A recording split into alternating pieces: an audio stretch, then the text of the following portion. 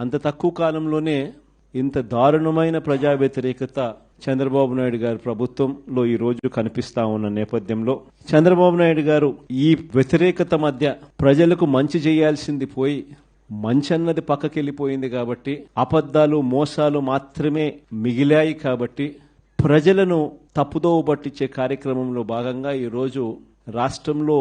ఎప్పుడూ చూడనని diversion politics ఈరోజు చూస్తూ ఉన్నాం. ఒకవైపున డైవర్షన్ పాలిటిక్స్ చూస్తూ ఉన్నాం, మరోవైపున అణిచివేత ధోరణి అన్నది ఎవరైనా కూడా ప్రజల సమస్యల మీద ఎవరైనా స్పందిస్తే ఎవరైనా గట్టిగా అడగడం మొదలెడితే ఆ గొంతును నొక్కడం కోసం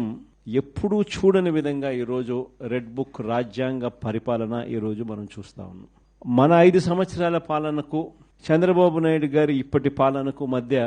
తేడా అన్నది ప్రస్ఫుటంగా ప్రజలకు అర్థమయ్యేట్టుగా ఈ సంవత్సర కాలంలోనే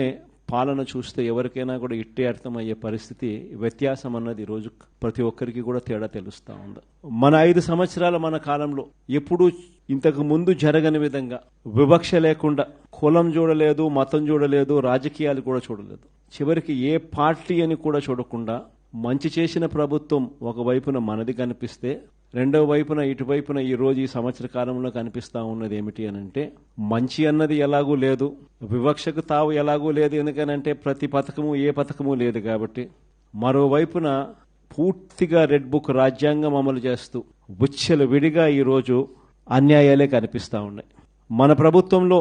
ఎప్పుడూ చూడని విధంగా విద్య, వైద్యం, వ్యవసాయం, పారదర్శకత పాలన, law and order, Disha app లాంటివి